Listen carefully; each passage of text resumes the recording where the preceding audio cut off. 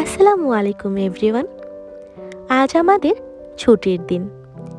বিদেশ বিভোরের ছুটির দিনগুলো সবারই বেশ পছন্দের, কারণ এই সময় আমরা পরিবারের সাথে সুন্দর সময় কাটাই, একসাথে ঘুরতে বের হই, মজা করি। আমাদের মতো অনেক ইতালিয়ান পরিবারও তাদের পরিবারের সাথে পার্কে ঘুরতে এসেছে সুন্দর সময় কাটাতে। কেউ বাচ্চাদের সাথে খেলা করছে, কেউ পিকনিক করছে, কেউ বা সাথে এনেছে তাদের পোষা প্রাণীকে। আচ্ছা, আপনাদের ছুটির দিনগুলো কেমন হয় আমাকে জানাবেন। শীতের শেষ আর বসন্তের শুরুর এই সময়টা সত্যিই খুব সুন্দর হয়। চারপাশে রং বেরঙের ফুল, পাখির কিচিরমিচির, গাছের ডালপালাগুলো ফুলে ফুলে ভরে উঠেছে। ফুলের গন্ধে চারপাশটা কেমন মো মো করছে, দেখতেও খুব ভালো লাগছিল। বাতাসে দোল খাওয়া ঘাসের উপর হাঁটতে গিয়ে মনে হচ্ছিল যেন ঘাস ফুলের গালিচার উপর হেঁটে যাচ্ছি। এই ঘাস ফুলগুলো কিন্তু সামনাসামনি দেখতে খুব সুন্দর হয়। এই পার্কটা অনেক বড়। পরিবারের সাথে অথবা নিজেকে একটু সময় দিতে আমি প্রায় এই পার্কে আসি। প্রকাণ্ড এই গাছের ছায়ায় দাঁড়িয়ে পাখির কিচিরমিচির শুনছিলাম। বাতাসের দোল খেয়ে গাছের ডালপালা থেকে যখন ফুলগুলো আমার উপর পড়ছিল তখন কি যে ভালো লাগছিল।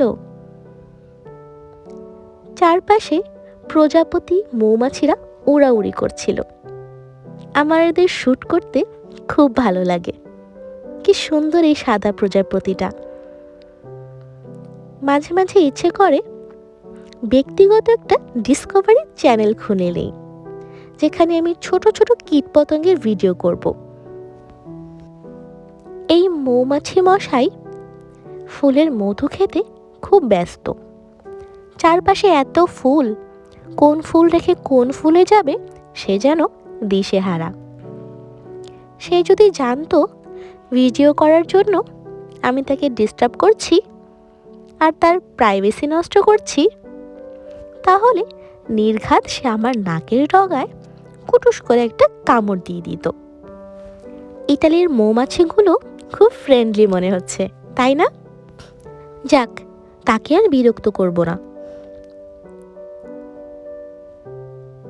আমার হাতে যে ফুলটি দেখতে পাচ্ছেন, ইতালিয়ান ভাষায় একে বলা হয় dayinthelife। হালকা করে ফু দিলে এর পাতাগুলো চারপাশে ছড়িয়ে পড়ে, আর যেখানে এটি ছড়িয়ে পড়ে সেখানে এটির চারা জন্মায়। বাসায় ফিরে আমি ইফতার রেডি করে নিচ্ছি। আজ ইফতারের মেনু হচ্ছে পরোটা আর তন্দুরি চিকেন।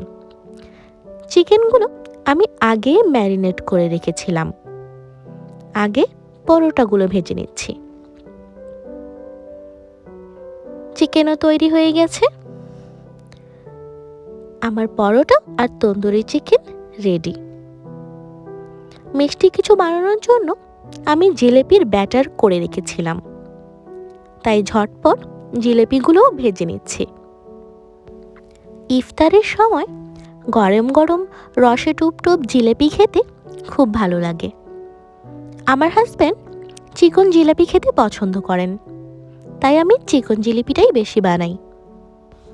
আর অন্যান্য মিষ্টি খাবারের তুলনায় জিলিপিটাই ঝটপট তৈরি করা যায়।